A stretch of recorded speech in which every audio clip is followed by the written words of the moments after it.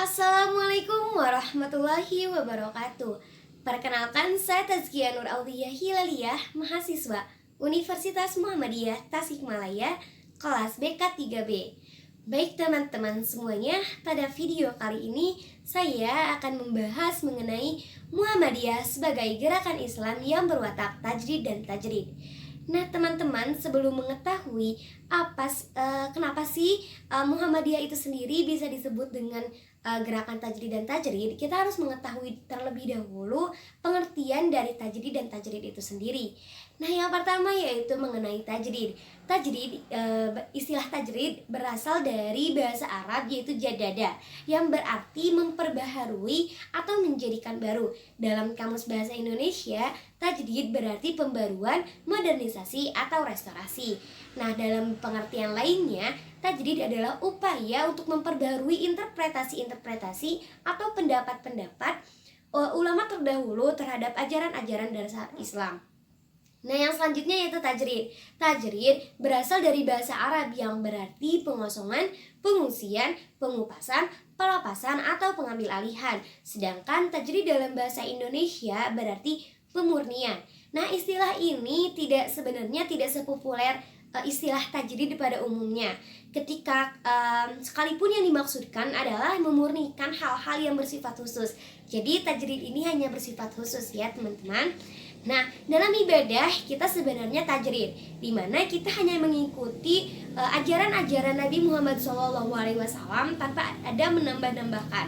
Sedangkan dalam muamalah atau hubungan kita dengan manusia, kita ini berarti tajrid, di mana kita melakukan modernisasi atau pembaruan dan kita menyesuaikan dengan perkembangan yang ada. Nah, selanjutnya yaitu latar belakang munculnya tajdid dan tajrid.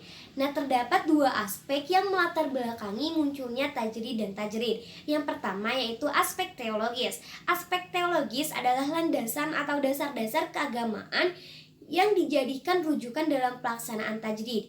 Dasar-dasar keagamaan yang dijadikan rujukan digali dari sumber pokok ajaran Islam, yakni ajaran Al-Quran dan As-Sunnah sebagai penjelas yang dipahami dengan akal pikiran.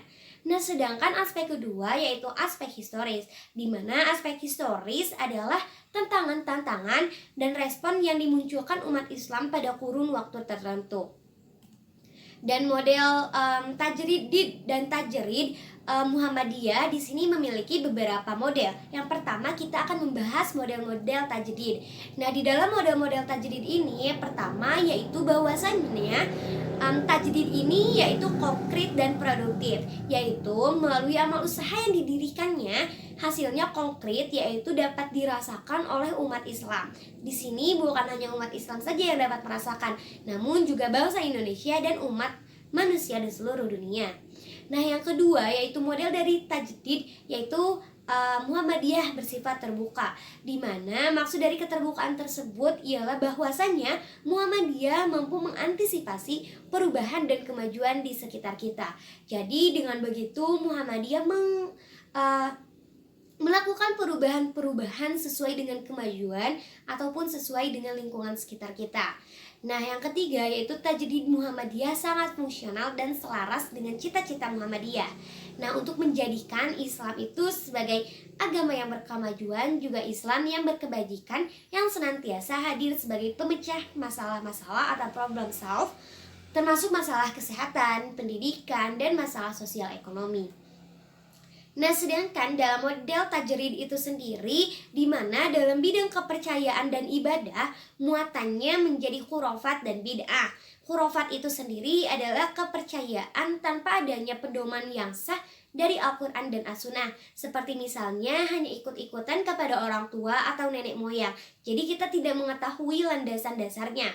Nah, sedangkan bid'ah biasanya muncul karena ingin memperbanyak ritual tetapi tidak memiliki pengetahuan Islam yang luas. Nah, sehingga hal ini dilakukan adalah bukan dari ajaran Islam, namun misalnya seperti keselamatan dengan kenduri atau tahlil dengan menggunakan lafal Islam. Nah, yang model kedua dari tajrid yaitu realitas sosioagama yang dipraktikkan masyarakat. Inilah yang mendorong Ahmad Dahlan melakukan pemurnian melalui organisasi Muhammadiyah. Munawir Syajali mengatakan bahwa Muhammadiyah adalah gerakan pemurnian yang menginginkan pembersihan Islam dari semua unsur sinkretis dan daki-daki tidak Islami lainnya. Perlu teman-teman ketahui bahwasannya dalam penyebaran ajaran agama Islam di Indonesia itu sendiri memiliki akulturasi, di mana adanya perpaduan antara ajaran Islam dengan kebudayaan di Indonesia.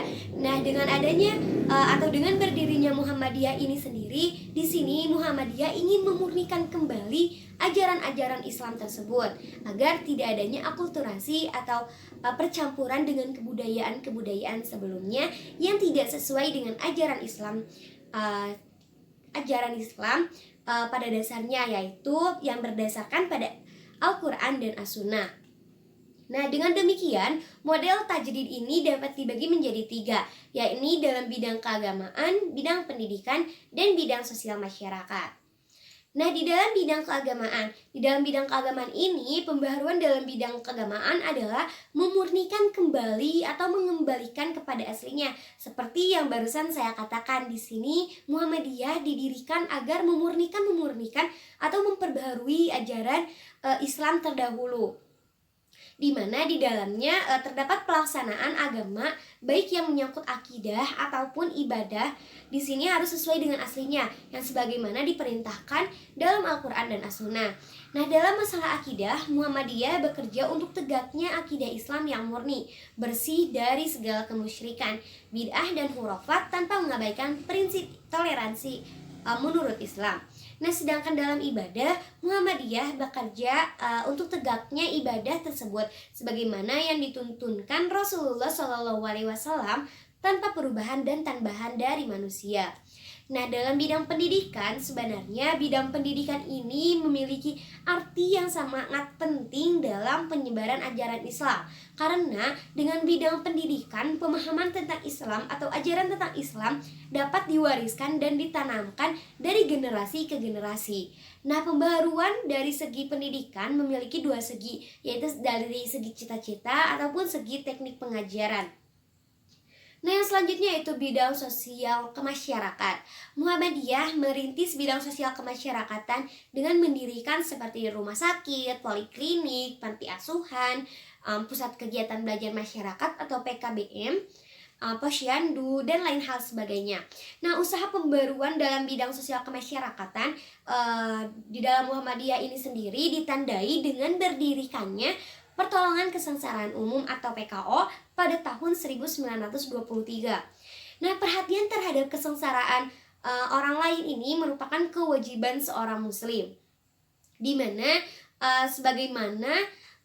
sebagai perwujudan tuntunan agama yang jelas untuk beramal ma'ruf dan juga sebagai bentuk pengamalan firman Allah Subhanahu wa taala dalam surat Al-Maun 107 ayat 1 sampai 7 yang memiliki arti, tahukah kamu orang yang mendustakan agama itulah orang yang menghardik anak yatim dan tidak menganjurkan memberi makan orang miskin. Maka celakalah bagi orang-orang yang sholat, yaitu yang lalai dari sholatnya, orang-orang yang berbuat ria dan enggan menolong dengan barang berguna. Jadi di sini Muhammadiyah sangat mempedulikan terhadap keadaan orang sekitar dengan seperti misalnya mendirikan beberapa rumah sakit dan lain sebagainya. Nah, makna dari keagamaan Muhammadiyah. Sebenarnya organisasi Muhammadiyah adalah organisasi pergerakan, yaitu yang memiliki pembaruan baik dari segi pengetahuan, pengajaran, pendidikan, kesehatan atau sosial ekonomi. Nah, gerakan tajdid pada 100 tahun kedua Muhammadiyah pada 100 tahun kedua meninjau ulang paradigma yang selama ini dipegang yang merupakan suatu keharusan. Misalnya sikap Muhammadiyah terhadap persoalan budaya lebih bersifat monolitik, di mana Muhammadiyah 100 tahun kedua ini diharapkan mampu transformasi dalam aktualisasi kegerakannya di berbagai kehidupan. Selain transformasi dalam aktualisasi gerakan, juga transformasi di bidang pemikiran, pendidikan, kesehatan, ekonomi, dan usaha-usaha lain yang bersifat unggul dan terobosan. Maka dari itu, Muhammadiyah sebagai gerakan perubahan ini dituntut untuk terus berkiprah dengan inovatif. Dengan demikian, transformasi dakwah dan tajdid yakni melakukan perubahan-perubahan pandangan dan strategi dakwah dan tajdid lebih mendasar sebagai alternatif. Nah, keberhasilan Muhammadiyah melangkah melintasi zaman menuju 100 tahun kedua karena potensi dan modal dasar yang dimiliki sebagai gerakan pencerahan ini melalui gerakan ini yang membawa misi dakwah dan tajdid yang membebaskan, memperdayakan, dan memajukan kehidupan di tengah dinamika abad modern saat ini.